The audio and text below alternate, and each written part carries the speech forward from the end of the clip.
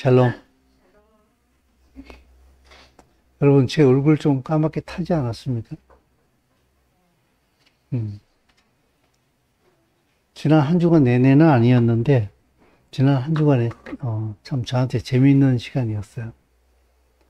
제가 자전거 얘기를 자주 합니다만, 제 마음속에 늘 품고 있었던 게, 내가 자전거 시합에 한번 나가야 되겠다는 생각을 늘 가지고 있었는데, 결국 제가 그걸 실천에 옮겼어요. 그래서, 지난 목, 금, 토 2박 3일 동안, 강원도 횡성에 있는 웰리힐리 파크에서, 자전거 다운힐 대회가 있었어요. 그래서 대회 준비하느라고 저는, 대회는 토요일인데, 저는 목요일부터 거기 가 있었어요. 그래서 계속 그 코스를 타면서 연습도 많이 하고, 처음으로, 진짜 오랜만에 저 혼자 여행을 떠났어요.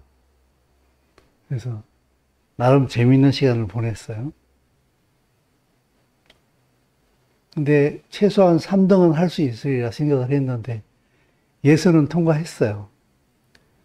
근데, 제 자전거 안장이, 원래 안장 밑에 볼트가 앞뒤로 2개가 채워져 있는데, 자전거가 진동을 많이 하다 보니까 뒷볼트가 빠진 상태야. 그래서 내가 그걸 알고 있었어요. 근데 어차피 그 다운힐 자전거는 시합이 시작되면 안장에 앉을 일이 없어요. 그냥 거의 서서 내려오기 때문에 난 상관이 없다 싶어서 그냥 그대로 내비를 뒀거든요. 근데 스타트 라인에 딱 섰는데 내가 자전거를 이렇게 들어서 옮긴다고 옮기면서 안장 뒷부분을 들어버린 거야. 그러니까 앞에 볼트가 한 개 붙어있던 게 똑 부러져 버린 거예요. 안장이 날아가 버린 거예요. 그래서 심판이 안 된다. 이 장비로는 안 된다. 그러니까 어차피 우리는 안장이 앉지도 않지 않느냐. 안장이 있으나 없으나 우리는 상관이 없지 않느냐. 당신도 알다시피. 그랬더니 안 된다. 완전하게 해야 된다 하니까 옆에 있는 사람들이 막 그 안장을 주워 와가지고 맞춰가지고 막 어디서 벨로코 찍찍이 있잖아요. 그걸 찍찍이를 가져와가지고 응급조치로 막 그야말로 어차피 안 앉아갈 거니까 붙어 있기만 하면 되니까 응급조치를 막 취해줬어요. 그러니까 이제 그 심판들도 그걸 아니까 어차피 다운힐 종목은 안장에 안 앉는다는 걸 알고 있기 때문에 그냥 인정해서 출발시켰어요. 근데 그냥 내려가는데 여러분은 다운힐 종목을 잘 몰라서 그러는데 바위돌이 막 이렇게 막 있거든. 막 치고 내려가니까 그 안장이 벨로크로 찍찍이를 붙여놓은 게 견딜 수가 없지요. 그러니까 이게 막 떨어져가지고 이게 타이 딱 떨어지면 괜찮은데 이게 떨어져가지고 덜렁덜렁한 상태로 붙어 있는 거야 이게.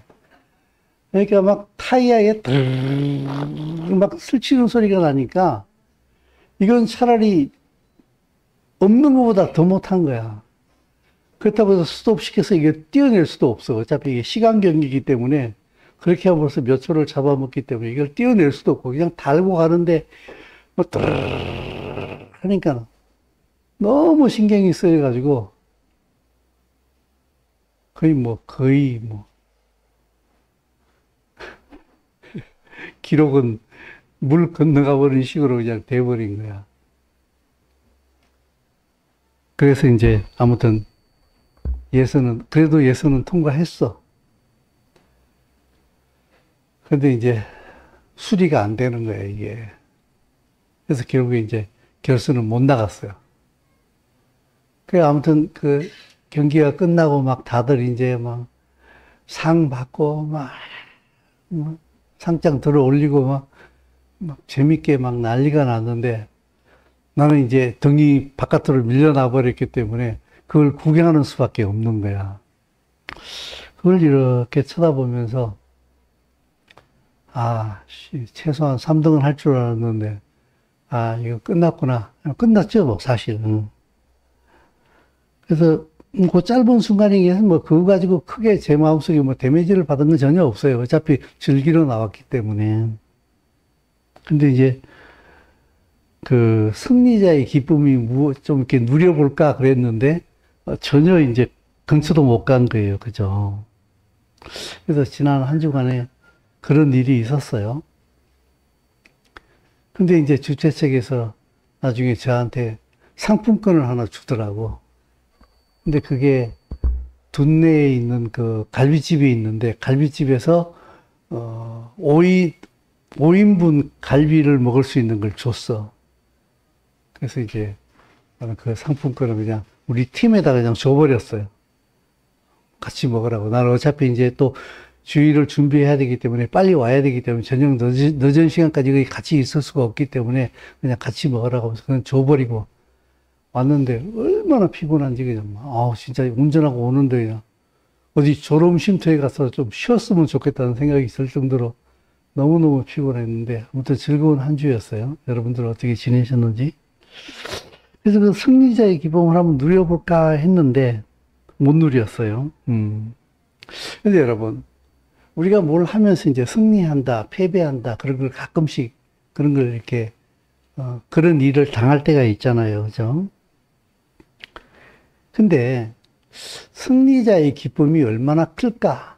물론 뭐, 그 승리의 그 스케일이 얼마나 크냐에 따라 가지고 조금씩 다를 수는 있겠습니다만은, 그 승리자의 기쁨이 아무리 커도 한 개인이요, 가족이요, 또 그가 속한 단체나 정말 스케일이 크다고 하게 되면은 뭐 국가대표쯤 되면은 그의 승리가 한 나라의 기쁨이 될 수 있을지 모르겠습니다만은 사실 그걸 면밀히 따져보게 되면은 우리가 예수와 그리스도 안에서 그리스도인이 누릴 수 있는 승리의 기쁨에 비하면은 사실은 아무것도 아니에요.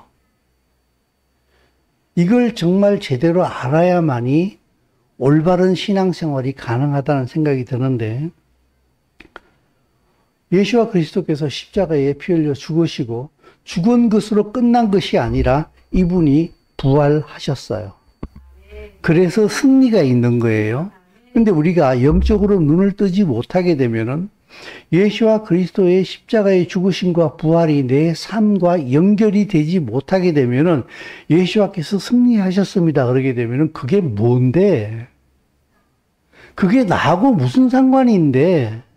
그냥 믿으면 되는 거 아니야?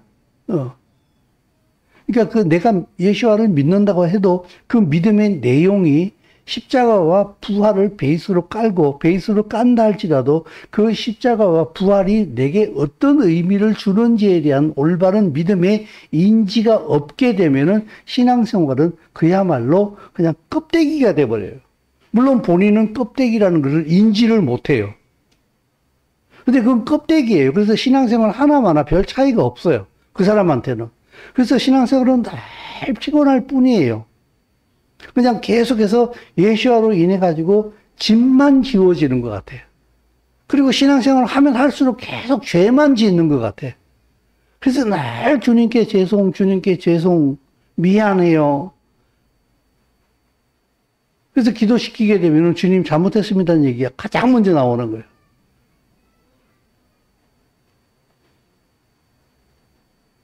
잘못한 게 하나도 없다는 얘기가 아니라 우리의 신앙생활은 주님에게 죄송으로 시작돼. 그게 메인 테마가 될 수 없다는 걸 얘기하는 거예요, 지금.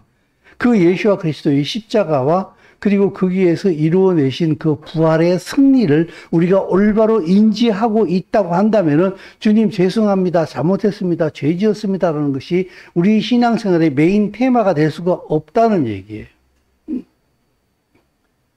예수와 오늘 제 설교 본문을 저는 요한복음 19장에서 자 같이 한번 읽어보겠습니다. 시작. 그 후에 예수께서 모든 일이 이미 이루어진 줄 아시고 성경을 응하게 하려 하사 이르시되 내가 목마르다 하시니 거기 신포도주가 가득히 담긴 그릇이 있는지라 사람들이 신포도주를 적신 해면을 무설초에 예수의 입에 대니 예수께서 신포도주를 받으신 후에 이르시되 다 이루었다 하시고 머리를 숙이니 영혼이 떠나가시니 예수께서 십자가에서 죽으시면서 마지막 하신 말씀이 다 이루었다예요. 이게 역설이에요. 원래 죽임 당하면은 패배한 거예요. 그죠? 권투 시합을 하면서 한 복서에게 맞아가지고 KO 당하면서 승리했다 이러면서 KO 당하면 어떻게 돼요? 안 맞아봐서 몰라요? 여러분 생각해 보세요. 내가 맞아서 KO 당하는 순간에 승리했다, 이겼다 이러면서 탁 KO 당하면 어떻게 됩니까? 이거 코미디죠. 말이 안 되잖아요. 근데 상황적으로 따지게 되면 그렇게 되는 거예요. 예수님께서 십자가에 못 박혀 죽으시면서 다 이루었다라고 얘기를 하는 거예요. 이건 역설이라고요. 예수와도 지금 죄 때문에 죽으시는 거예요. 물론 예수와 그리스도의 본인의 죄는 아니에요. 우리의 죄를 짊어지시고 죽으시는 거예요. 죽으시는데 다 이루었대요. 죄로 인해서 죽임을 당하면서 승리를 선포하고 있어요. 이건 역설이라고요. 이거는 하나님의 섭리와 말씀을 올바로 이해하지 못하게 되면은 이건 이해가 안 되고 말이 안 되는 얘기예요. 죄로 인해서 깜빵에 들어가면서 나 이겼다 이렇게 얘기하는 거나 마찬가지. 메시아께서는 십자가에 죽으시면서 다 이루었다라고 승리를 선포하셨어요. 뭘 이루었느냐? 그 죄로 인하여서 사단에게 통치를 받게 되는 이 세상을 자기 십자가의 피로 그 죄를 무효화시킴으로 말미암아 하나님의 통치가 이 땅에 이루어질 수 있는 모든 알파와 오메가를 다 이루었다라고 하는 선포예요. 창세기 3장 15절 말씀해 보게 되면 같이 읽습니다. 내가 너로 여자와 원수가 되게 하고 내 후손도 여자의 후손과 원수가 되게 하리니 여자의 후손은 내 머리를 상하게 할 것이요 너는 그의 발꿈치를 상하게 할 것이니라. 예수와 그리스도와 원수가 되게 하겠다. 여자의 후손이 바로 예수와예요. 내 머리를 상하게 할 것이다 그러는데 여기서 나오는 내는 바로 사탄이에요. 예수와 그리스도께서 십자가에 죽으시고 하나님의 은혜로 부활하심으로 말미암아 사단의 머리를 상하게 했다고요. 히브리어 원어를 보니까 물어떴다는 뜻이에요. 사단의 머리를 예수와께서 십자가로 물어 뜯어버렸어요. 그러니까 사단은 머리가 있어요, 없어요? 그러니까 사단이 하는 일이 정신이 없어요. 그래서 여러분, 죄가 풀어지는 일을 보게 되면요, 제정신이 아니에요. 그래서 우리가 나쁜 짓 하는 사람 보게 되면 그런 얘기 하잖아요. 제정신이니? 이렇게 얘기하잖아요. 죄가 극도로 치달으면 치달을수록 어떻게 됩니까? 제정신이 아니에요.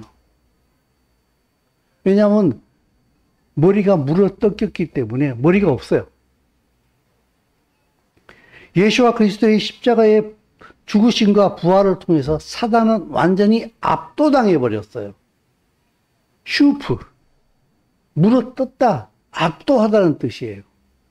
그래서 내가 믿는 예수와 그리스도의 십자가의 죽으심과 그의 부활하심을 내가 믿음으로 내가 그 예수와의 은혜로 거듭난 사람이라고 한다면은 그 예수와 그리스도의 모든 능력이 내게 와 있다는 사실을 믿어야만이 그리스도인다운 삶을 살지, 이걸 안 믿게 되면은 예수 믿는데 예수 안 믿는 일반인과 똑같습니다. 생활은. 아무것도 다르지 않아요.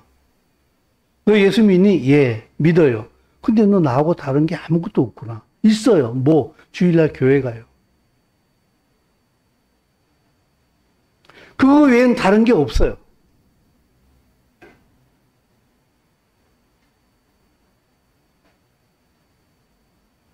사실은 주일날 예배당에 예배드리러 나온다는 것도 이게 큰일이라고 얘기를 해야 되나? 별 볼 일 없는 일이라고 얘기를 해야 되나? 헷갈리긴 합니다만.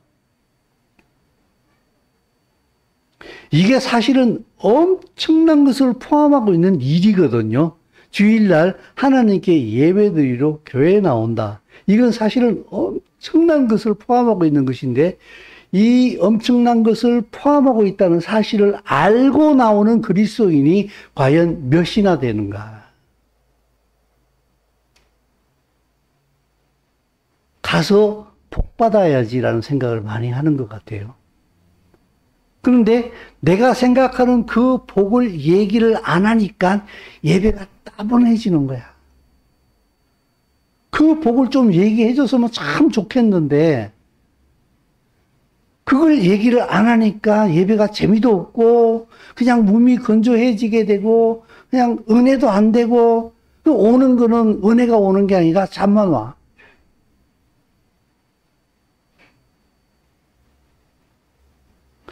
여러분, 하나님의 말씀을 있는 그대로 받아들여야 돼요. 왜, 뭐, 내가 여러분을 보고, 여기서 내가 누구를 쳐다보고, 야! 그러면 깜짝 놀라잖아요. 그래서 설마 목사님이 나보고 야라고 그랬을까? 그래서 깜짝 놀라서 재확인하잖아요. 저요? 이러잖아요. 그래서, 그래, 너, 야! 이러면은, 목사님 왜 그러세요? 나한테 왜 야라고 그래요? 여기까지는 그냥 진도가 나가. 근데, 그래, 너, 야! 또 한 번 더 세 번 그러면 어떻게 돼요? 그쪽도 정색을 하겠죠. 나보고 야라 그랬다 이거지. 그 야라는 말을 그대로 받아들이니까 어떻게 됩니까? 그에 대한 즉각적인 반응이 나오잖아. 그죠? 하나님 말씀을 말씀으로 받아들이면은 반응이 나와야 되는데 반응이 안 나와. 왜 안 나오느냐? 왜 안 나올까요? 안 받아들이는 거예요. 말이 그렇다는 거예요. 말이 그렇다. 좋은 얘기지. 저분한테는 실제일지 모르겠습니다만은 나한테는 그냥 그저 그래 말이 그런 거지. 그냥 성경이 그렇다잖아.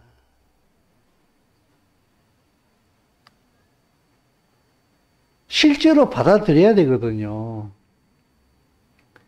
마태복음 자주 인용하는 말씀입니다만 마태복음 28장 18절에서 20절 같이 읽습니다. 시작. 예수께서 나와 말씀하여 이르시되 하늘과 땅의 권세는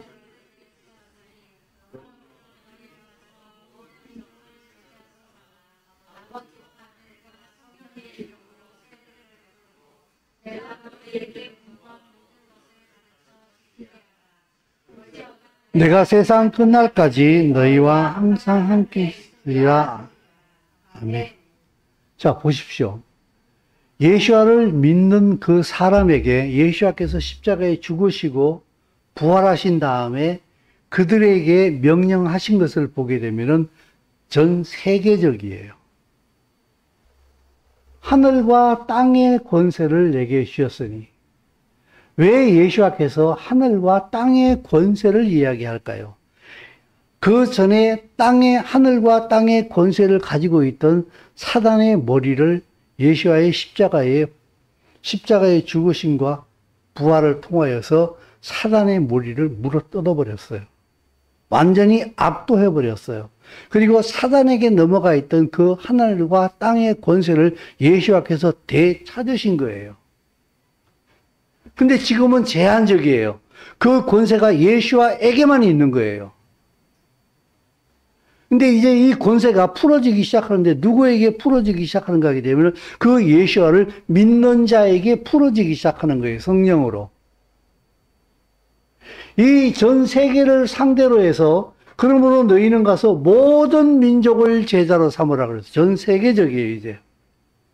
전 세계적으로 하려고 하게 되면 하늘과 땅의 모든 권세를 예수와가 가지고 계셔야 되고 그 예수와가 가진 권세가 믿는 자에게 성령으로 이양돼야 되는 거예요. 그래서 그 모든 민족을 제자로 삼아서 세례를 베풀고 내가 너희에게 분부한 모든 것을 가르쳐 지키게 하라. 그 일을 할 때에 세상 끝날까지 너희와 내가 성령으로 끝까지 함께 하겠다. 이게 그리스도인의 사명이에요. 이걸 위해서 사는 거예요. 근데 이게 없어요. 오직 내 삶을 위해서 사는 거예요. 먹고 살아야 되겠다는 일념하에서 사는 거예요. 그러니까 보십시오. 얼마나 예수와께서 십자가의 죽으심과 부활하심을 통해서 말씀하신 그 삶과 이렇게 살아야 된다고 얘기하는 그 삶과 우리가 일상에서 살아내는 삶의 이 갭이 얼마나 큰가. 말할 수 없을 만큼 갭이 커요. 이 일은 하늘과 땅의 모든 권세를 가지고 모든 민족으로 제자를 삼는 것은 선교사님들이나 할 일이다. 목사님들이나 할 일이다. 믿음 좋은 사람들이나 할 일이다. 나는 이 일하고 상관없어. 나는 선교사도 아니고 목사도 아니고 뭐도 아니고 그냥 대충 부끄럽지 않을 만큼 그냥 헌금 몇 푼만 하고 그냥 예배당 가서 좀 졸다가 그냥 집에 오고 직장 생활하고 뭐 나한테 더 이상 그런 거 뭐 이런 거 저런 거 복잡한 거 요구하지 마세요. 머리 아파요. 이게요 거의 한 90% 정도의 그리스도인의 모습인 것 같아요. 한 90% 정도 되는 모습인 것 같아요. 그러나 성경은 그렇게 얘기하지 않아요. 예수와께서 십자가에 죽으시고 부활하신 그 모든 것은요, 아주 보편적 개념으로 이렇게 얘기해요. 로마서 6장 4절 말씀에 시작. 그러므로 우리가 그의 죽으심과 합하여 세례를 받음으로 그와 함께 장사되었느니 이는 아버지의 영광으로 말미암아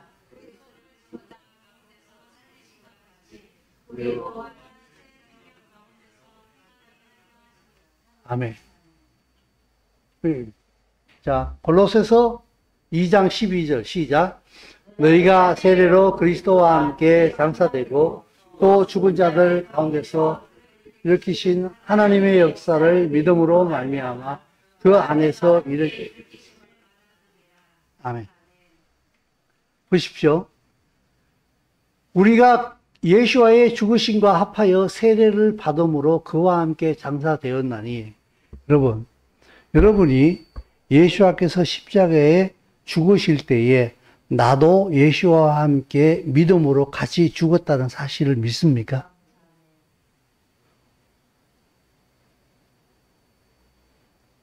여기서 아멘은요, 굉장히 책임적인 것이에요. 자기 개인의 신앙 고백이나 마찬가지입니다. 성경은 그렇게 얘기해요. 예수를 믿는 것은 내가 예수와 그리스도께서 십자가의 죽으심을 통하여서 내 죄가 용서받았다고 한다면 나는 그 예수와 함께 같이 죽은 거예요. 나는. 이건 영적인 팩트예요. 사실이에요. 근데 그 죽은 사람은 예수와 그리스도께서 십자가에 죽었는데 그 죽은 자 가운데서 하나님께서 그를 살리심과 같이 우리도 예수와께서 부활하실 때에 같이 살아났어요. 믿습니까? 이걸 안 믿으면요, 이건 신앙생활이 될 수가 없어요. 교회에 다니는 거예요, 이건. 예수와 그리스도께서 십자가에 죽으시고 부활하심을 통하여서 나도 같이 죽었고 내가 다시 살아났다라고 하는 이 거듭난 존재의 의미를 알지 못하게 되면은 이걸 알지 못하고 신앙생활 하는 것은 신앙생활이 아니에요.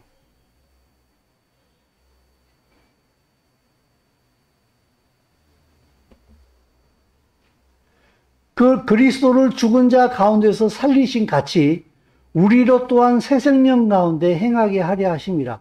예수와께서 나를 위하여 십자가에 죽으시고 부활하셨다는 사실을 믿는 사람은 예수와로 인하여서 새로운 생명을 얻게 된다는 거예요.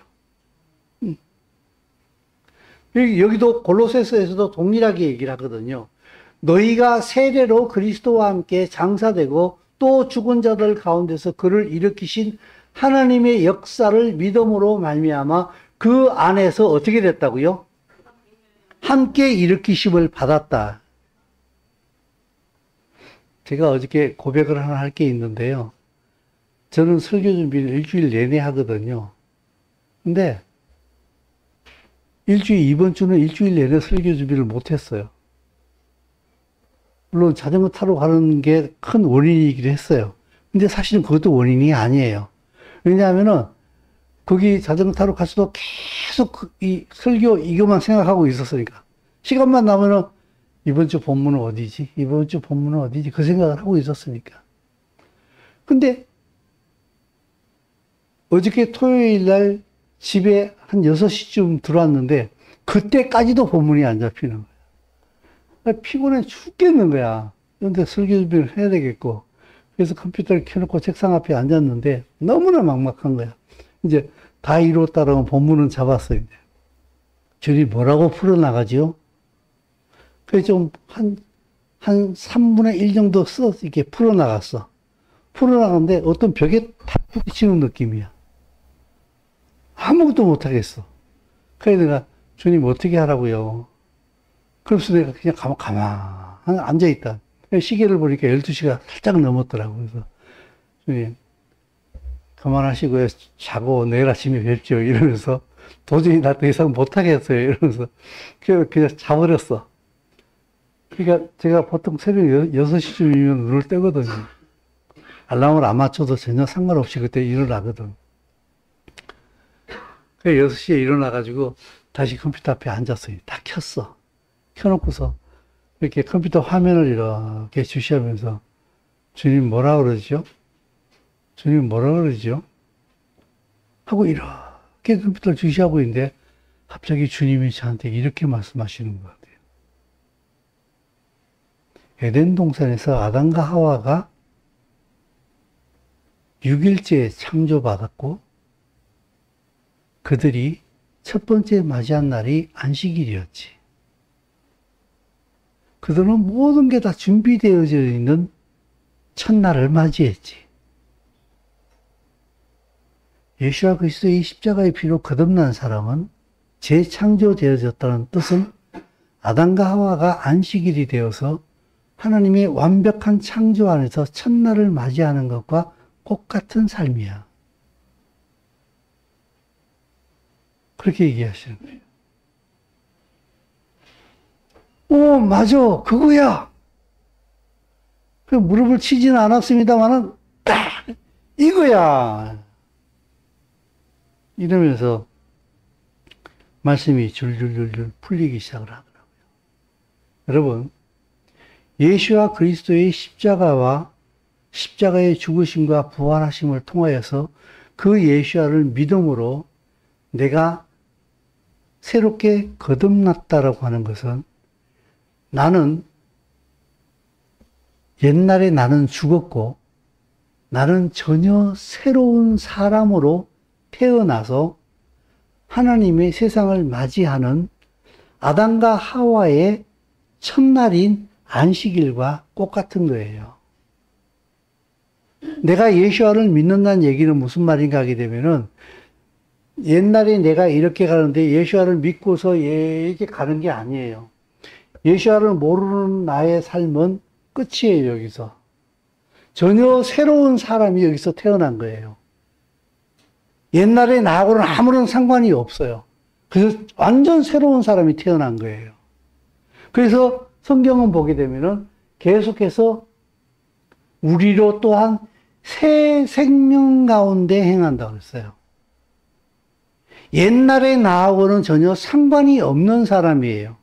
근데 우리는 옛날에 나하고는 전혀 상관이 없는데 옛날에 나하고는 전혀 상관이 없는 것이 내게 아무런 느낌으로 와닿지 않으니까 내게 아무런 일이 일어나지 않았다라고 생각하는 거예요. 하나님께서 말씀하시는 말씀보다도 내 느낌을 더 중요시 여기는 거예요. 그래서 내 느낌이 아무것도 못 느끼니까 내 삶 속에 아무 일도 일어나지 않았다. 예수는 믿는다라고 고백을 했는데 그 고백에 대한 어떤 것도 내가 오감을 통해서 느낌이 없다.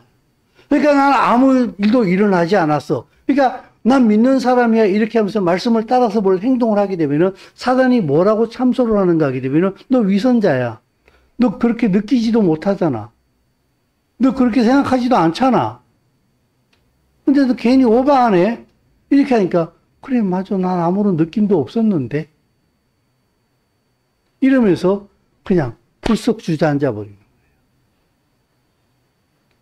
그러나 성경은 믿는 그 사람에게 이미 새 생명이 임했다라고 얘기를 하고 있어요. 재창조되어졌다는 얘기예요. 그 말은 너는 다른 사람이 됐다 이제.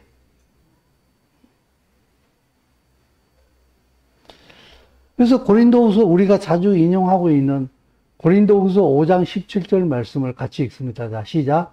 그런즉 누구든지 그리스도 안에 있으면 새로운 피조물이라.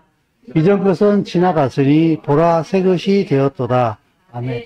여러분 새로운 피조물이라 그랬잖아요. 그죠?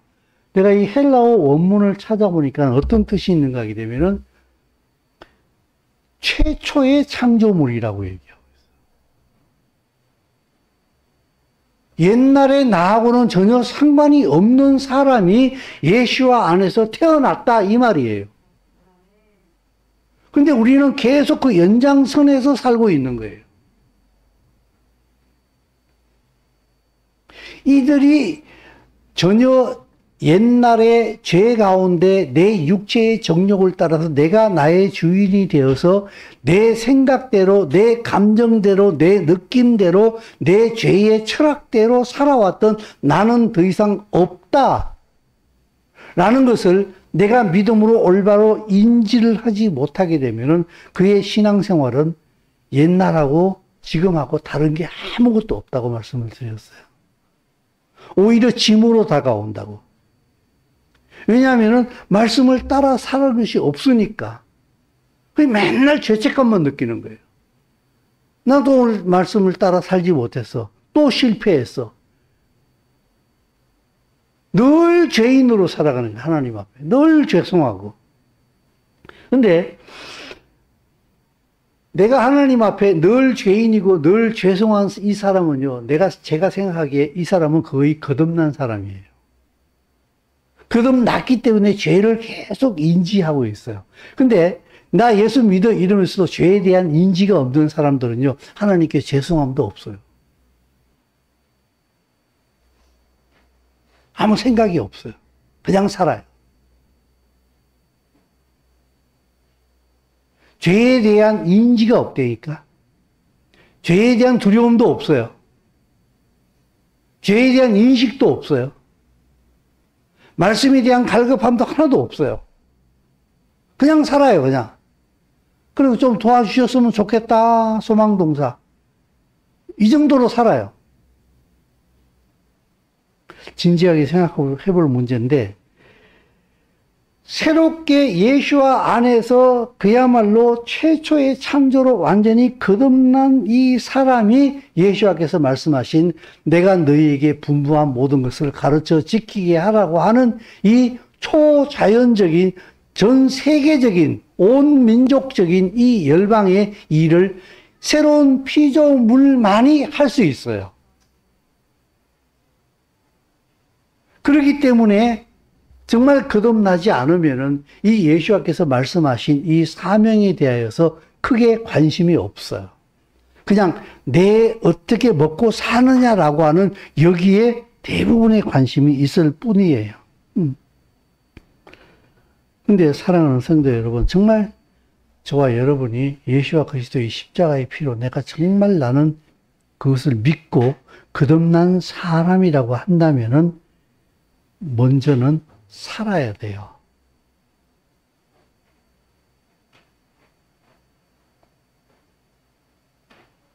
그리고 누려야 돼요. 제가 손자들 얘기하면서 그들이 누리는 모습을 보면서 참 많이 은혜를 받는다 그러잖아요. 걔네들 뭐 했어요? 한 거 없어요. 그냥 태어난 것밖에 없어요. 근데 태어났는데 부모가 모든 걸 책임지잖아요. 그죠? 우리에게 그런 누림이 있어야 한다고요. 근데 그 누림이요, 작은 믿음으로 시작해요. 내가 그것을 믿는다고 하게 되면요, 내 오감으로 그것을 인정하기보다는 내가 믿음으로 그 하나님 말씀을 향하여서 나를 던지는 믿음의 모험이 있어야 돼요.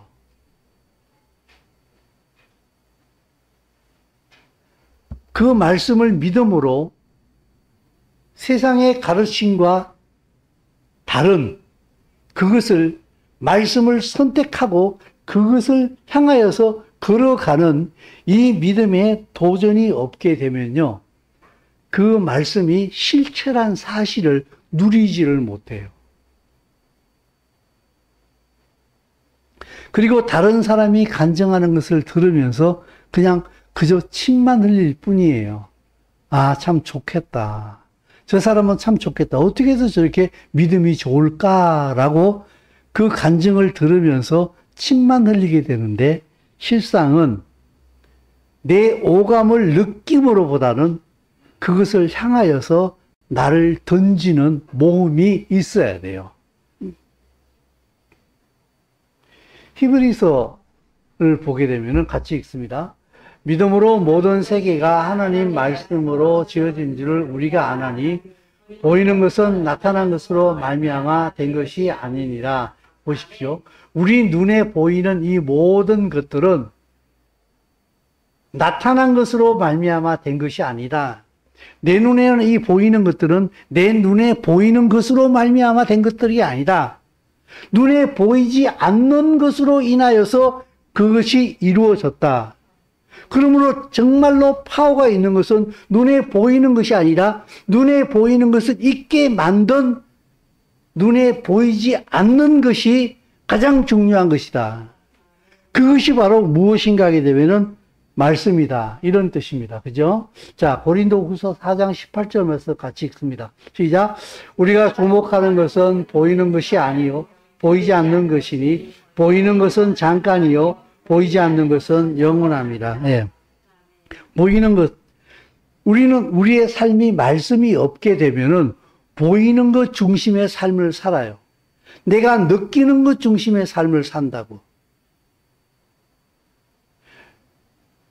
내가 내 눈에 보이고 내 귀에 들리고 내 손에 만져지는 것 중심으로 모든 것을 판단하고 그것을 중심으로 신앙생활을 하게 되면은 절대로 신앙생활은 신앙생활이 될 수가 없어요. 참 신앙생활은 보이지 않는 말씀을 보이는 것처럼 따라가는 거예요. 그래서 아브라함이 떠나라고 하니까 갈 바를 알고 떠났습니까? 갈 바를 알지 못하고 떠났다는 거예요. 근데 그러면 갈 바를 알지 못하고 떠났다는 얘기는 무슨 말이에요? 가라고 말씀하신 그분을 믿고 떠난 거예요. 그렇잖아요? 가나안 땅으로 가 이러면 목표가 딱 정해지잖아요. 근데 가 이러니까 어디로? 가래니까. 네. 이러면 그때부터 어떻게 돼요? 가라고 하신 분을 의지할 수밖에 없는 거예요. 눈에 보이는 것만을 중심으로 해서 살아간다고 하게 되면은 우리의 신앙은 절대로 신앙이 될 수가 없어요. 당신이 그 신앙의 주체가 돼요. 왜냐하면 눈에 보이는 것 중심으로 내가 판단해야 되니까. 그러니까 그건 그냥 교회만 왔다 갔다 하는 거지 절대로 신앙생활이 아니에요. 그거는. 그리고 내 눈에 보이는 것이 내 생각대로 안 되면은 하나님께 기도해요. 이렇게 하라고 저렇게 하라고. 그러니까 결국 말은 하나님인데 누가 하나님이에요? 내가 기도로서 하나님께 명령하고 있어요. 이렇게 하라 저렇게 하라. 그러니까 그렇게 되는 신앙생활은 전부 다 거꾸로 뒤집어진 신앙생활. 그러니까 자기는 신앙생활을 하고 있다고 생각하는데 하나님 말씀에 의하게 되면은 그건 신앙생활이 아니에요. 여기에 속으면 안 돼요. 근데 여기에 속는 신앙생활을 하고 있는 사람이 거의 90%쯤 되는 것 같아요. 제가 보기에는. 이걸 모르게 되면 막 철야하고 금식하고 작정하고 막 이러면은 다른 사람 보기에는 어때요? 와, 믿음 좋네 막 이러잖아요. 근데 내가 보기에 믿음 하나도 없는 사람들이에요. 오직 깡다고밖에 없는 사람이에요. 그 사람들은.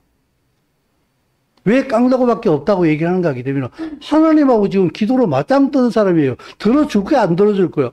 딱 굶어버릴 거야. 나 잠 안 자버릴 거야 나. 막 이러니까 하나님이 기가 막혀가지고 야, 너 왜 그러냐?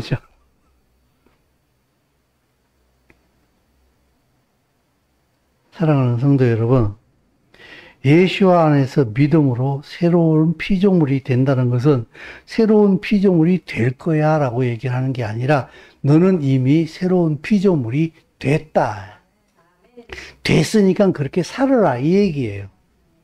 됐으니까 그렇게 살아라 이 말은. 네. 근데 여전히 옛사람으로 생각하고 옛사람으로 살아요 그냥. 그리고 자꾸 사실 이렇게 말하지 않아요. 이렇게 말하지 않는데 이렇게 말하는 거나 마찬가지라는 생각이 들어요. 제가 보기에는. 뭘 자꾸 새로운 피조물이래. 나 달라진 거 하나도 없는데. 그냥 말만 그런 거 아니에요. 난 새로운 피조물이라고 말씀을 하시는데, 난 하나도 못 느끼겠어요. 그죠? 난 그냥 그런 사람이에요. 그러니까, 내가 원하는 건데 기도할 테니까, 그거나 좀 들어주시라고요. 더 이상도 더 이하도 아니에요. 뭔 새로운 피조물이야. 복잡하게. 이해도 잘 안 돼요. 그냥 기도할 테니까, 구하라. 그러면 주실 것이요. 그랬잖아요. 그냥 그거나 주세요. 그래서 대부분의 그리스도인의 삶이 성경이 말하고 있는 것에 반도 따라가지 못하고 자기 생각에 붙들려 가지고 자기 생각을 기도하고 자기 생각과 부합되어지는 하나님의 말씀 몇 구절만 찾아가지고 그것만 되뇌이면서 달라고 몸부림치는, 그러나 받지 못하는 아주 이상한 신앙생활을 하고 있는 게 거의 대부분이다.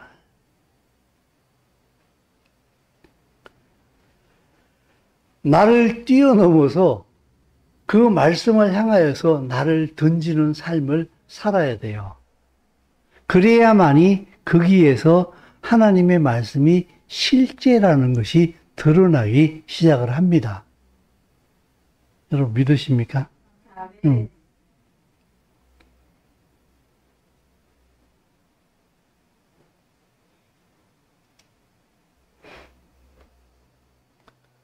말씀과 믿음으로 사십시오. 이 이야기는 귀에 딱쟁이가 않도록 듣는 얘기잖아요. 그죠? 근데 너무 많이 듣다 보게 되면은 이 말의 의미를 오히려 모르는 것 같아요. 말씀에 대한 믿음을 가지고 살아야 돼요. 그걸 실천하는 삶을 살아야 이게 정상적인 삶이에요. 근데 말씀과 믿음으로 사는 것을 더 어색해하고 말씀과 믿음으로 사는 것을 굉장히 두려워해요. 왜냐하면 안 살아왔으니까. 나를 말씀 안에서 믿음으로 던지는 이 결단이 있어야 되는 줄로 믿습니다. 그때에 비로소 이 말씀이 정말이구나라는 것을 이렇게 체험하기 시작을 한다고요. 저는 여러분들에게 자주 말씀드리는 건데 이게 저는요 헌금 생활이라고 생각해요. 그게 제일 하기 쉬운 부분이에요. 근데 성도들은 보게 되면 그걸 제일 하기 어려워해요. 왜냐하면 돈이 제일 이게 파워풀하게 삶 속에서 느껴지기 때문에. 근데 그게 제일 쉬워요. 신앙 안으로 완전히 확 들어오고 나게 되면요 헌금하는 게 제일 쉽다는 걸 그때 와서 느끼게 돼요. 근데 이걸 안 하게 되면요 헌금하는 게 제일 어려워요. 이거보다 더 어려운 게 어디 있을까 이런 생각을 하게 돼요. 근데 이걸 확 뛰어넘어서 돈을 의지하지 않고 돈을 의지하지 않는 것이 하나님의 헌금을 드리는 거거든요. 이게 돈을 의지하지 않는 행위는 그 헌금을 드리는 건데 그걸 뛰어넘고 나게 되면은 헌금이 제일 신앙생활에서 내가 결단하고 삶으로 옮길 수 있는 게 제일 쉬운 게 헌금이었구나. 그때 가서 알게 될 겁니다. 그래서 제가 그 얘기를 자꾸 하는 거예요. 안 해봤으니까 여전히 어려운 문제야, 이거는. 제가 자전거 얘기 자꾸 해서 죄송합니다. 제가 자전거 타는 코스에 가보게 되면 아마 저보고 이렇게 했어요. 미쳤어요? 미쳤어요? 이렇게 해요. 왜냐면요. 그 코스에 가서 우리가 이제 시합하기 전에 워킹 답사라고 하는데 걸어서 이제 그 길을 걸어가거든요. 못 걸어가요. 위에서 잡아줘야 돼요. 잡아줘야만이 그 사람이 이렇게 내려가요. 그리고 또 내려갈 때 나무 잡고 근신이 버티면서 이렇게 내려가야 돼요. 근데 그게, 그렇게 내려가는데 거기에 이렇게 흙만 있으면 되는데 여기에 돌이 있어요. 그러니까 미친 거예요, 이거는. 제가 타면서도 그랬어요. 이건 미친 짓이야, 이거는. 왜 이 짓거리라고 했지? 거기다 비가 와, 또. 억수로 미끄러워. 근데 그 길을 속도를 내서 달리고 있어. 미친 짓이에요. 근데 무슨 얘기를 하려고 하는가 하게 되면요. 그런 데서 많이 탔잖아요. 그죠? 그 다음에 이렇게 어쩌다 이렇게 용마산이나 망우산에 오잖아요. 눈 감고 갈 것 같아요. 코스만 알면. 결론은 이거예요. 내가 하나님의 말씀을 향하여서 나를 던져보잖아요. 그래서 내가 모험이라고 얘기하는 거예요. 나를 던져보잖아요. 이 던져본 사람은 하나님을 향해서 나를 던지는 데에 더 과감해지기 시작해요. 안 망하는구나. 이 말씀이 진짜구나. 이 말씀이 실제구나.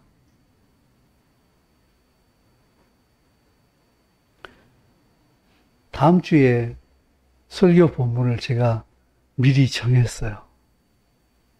이걸 하다가 내가 마가복음 4장을 보니까는요.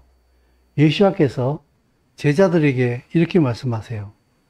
우리가 건너편으로 건너가자 그랬어요.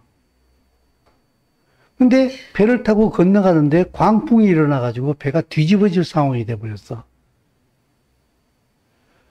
그래, 이 제자들이 막 빠져 죽는다고 난리가 난 거예요.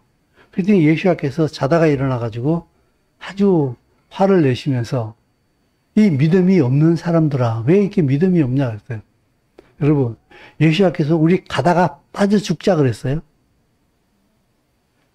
뭐라 그러셨어요? 건너가자 그랬잖아요. 그러면 풍랑이 일더라도 무조건 말씀에 의하면은 건너가게 돼 있는 거예요. 그러면은 말씀대로 분명히 이루어진다는 사실을 믿고 있으면은 풍랑이 아니라 풍랑 하루비가 닥쳐도 뭐라고 그러겠어요? 오히려 그 풍랑을 즐기겠지요. 롤러코스터 타듯이. 그러나 그 말씀을 의지하지 못하게 되면 어떻게 돼요? 이젠 죽는구나. 그죠? 말씀을 믿느냐 안 믿느냐의 차이가 이렇게 크다 이 말이에요. 우리는 바로 이 사이에 있어요. 말씀을 믿고 우리는 이 삶을 즐길 거냐, 아니면 매 순간마다 오는 그 인생의 풍랑 속에서 입술이 새파랗게 질려가지고 이제 죽었다라고 생각하면서 살려주세요, 살려주세요 맨날 이 얘기만 하고 있을 거냐. 오히려 담대하게 그분의 말씀을 의지함으로, 그 말씀 안에서 말씀을 의지함으로 그 인생의 풍랑을 즐길 수 있는 그 단계까지 가야 되지 않겠는가. 갈 수 있다. 왜? 우리는 그렇게 지음받은 사람들이니까. 우리는 새로운 피조물이기 때문에. 근데 내가 새로운 피조물인데 새로운 피조물로서의 삶을 내가 들어가지 않으면, 믿음으로 들어가지 않으면 당신은 새로운 피조물인데 맨날 옛날 사람으로 살아갈 뿐이다. 예수와 그리스도 안에서 주님은 분명히 선포하셨어요. 다 이루었다. 그러면은 다 이루었다라고 하는 그것을 믿어야지요. 지난주에 말씀드린 것처럼 예수와께서 이미 죄의 목을 날려버렸어요. 죄의 결과를 이미 소멸시켜버렸다고. 그럼 우리는 그 죄의 결과로 오는 것들을 더 이상 거기에 눌려서 살아갈 필요가 없는 사람들이에요. 어떻게 그러면 그렇게 안 눌리고 살아야 되냐? 그 말씀을 믿음으로 그냥 살아갈 때에 죄로부터 오는 모든 결과들이 내 앞에서 사라질 수밖에 없는 권세와 능력이 우리에게 이미 와 있다는 거예요. 그래서 인생을 즐길 수 있으며 살아갈 수 있는 거예요. 예수와 함께. 근데 이것을 믿음으로 살아내지 않으면은 끊임없이 당신은 그야말로 불교에서 말하는 것처럼 인생은 고해야, 고해. 그렇게 살 수밖에 없어요. 그리고 맨날 기도해. 응답이 없어, 근데. 그래서 하나님 죽었냐고 막 소리 질러. 근데 거기도 대답 안 하셔. 이렇게 미치고 환장하지. 그러니까 하나님이 있나 없나 그래서 말똥말똥 신앙생활 하는지 마는지 그냥 교회만 왔다 갔다 안 갈 수도 없고 가도 재미도 없고 왔다 갔다 하는 둥 마는 둥 이렇게 되는 거예요. 여러분 이제 모험하셔야 돼요. 던져야 돼요. 나를 그쪽을 향해서 말씀을 향해 날 던져야 된다고.